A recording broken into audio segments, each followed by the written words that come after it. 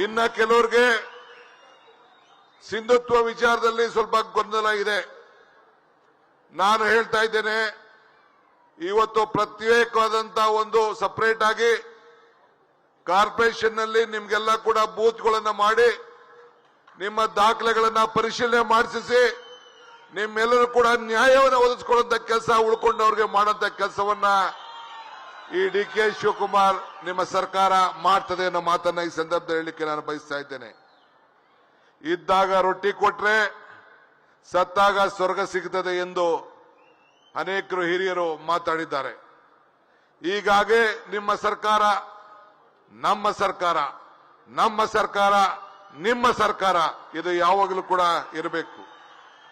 ವೇದಿಕೆ ಮೇಲೆ ನಮ್ಮ ರಾಮಲಿಂಗಾರೆಡ್ಡಿ ಅವರು, ಸುರೇಶ್ ಅವರು, ಕೃಷ್ಣ ಬೈರೇಗೌಡರು, ರಿಜ್ವಾನ್ ಅವರು, ನಮ್ಮ ಸುರೇಶ್ ಅವರು, ಶಿವಣ್ಣವರೆಲ್ಲ ಇದ್ದಾರೆ, ನಿಮ್ಮ ಶಾಸಕರು.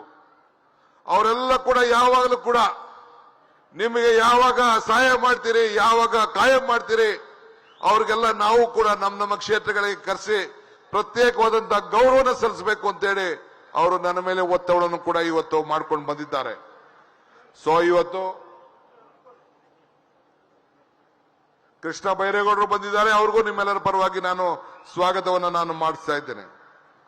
ಸೊ ನಮ್ಮ ಪ್ರಣಾಳಿಕೆಯಲ್ಲಿ ನಮ್ಮ ಕನಸಲ್ಲ ಇಲ್ಲ, ಇದು ನಮ್ಮ ಸಂಕಲ್ಪ ಮತ್ತು ನಮ್ಮ ಬದ್ಧತೆ.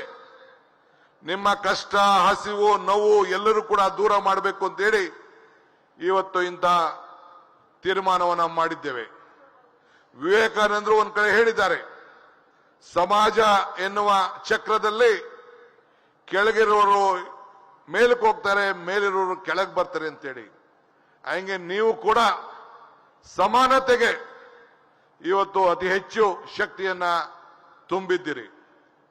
ನಾನು ನಮ್ಮ ಹಿರಿಯ ನಾಯಕರಾದಂತ ಬಸವಲಿಂಗಪ್ಪನವ್ರನ್ನ ಮತ್ತು IPD ಸಾಲಪ್ಪನವ್ರನ್ನ ಇವತ್ತು ನಾನು ಸ್ಮರಿಸಿಕೊಳ್ಳಲೇಬೇಕಾಗಿದೆ. ಅವರು ಕೂಡ ಅವರ ಜೊತೆಯಲ್ಲಿ ನಾನು ರಾಜಕೀಯವಾಗಿ ಕೆಲಸ ಮಾಡಿದ್ದೇನೆ. ನಿಮ್ಮ ಪರವಾಗಿ ಹೋರಾಟವನ್ನು ಮಾಡಿಕೊಂಡು ನಿಮ್ಮ ಬದುಕಿಗೆ ಅನೇಕ ಮಾರ್ಗದರ್ಶನ ಕೊಟ್ಟವರು. ಇವತ್ತು IPDP ಸಾಲಪ್ಪನವರ ವರದಿ ಇದೆ.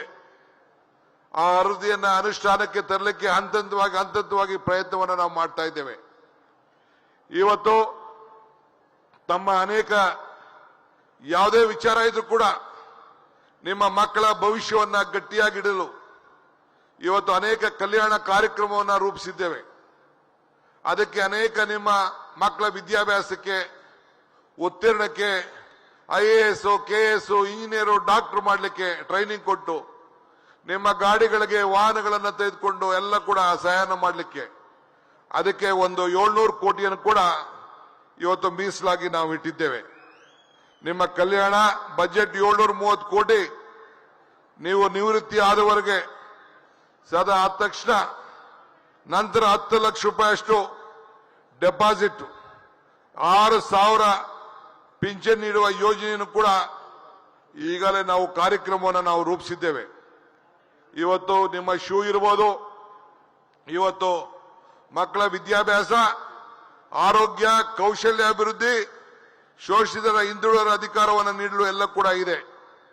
ಇನ್ನು 2017ರಲ್ಲಿ ನಮ್ಮ ಸರ್ಕಾರ, ಸಿದ್ದರಾಮಯ್ಯ ನೇತೃತ್ವದ ಸರ್ಕಾರ 10,000 ಪೌರ ಕಾರ್ಮಿಕರನ್ನ ನೇರ ನೇಮಕ ಮಾಡಿದ್ದನ್ನ ಯಾರು ಕೂಡ ಇತಿಹಾಸವನ್ನ ತೆಗಿಲಿಕ್ಕೆ ಸಾಧ್ಯ ಇಲ್ಲ.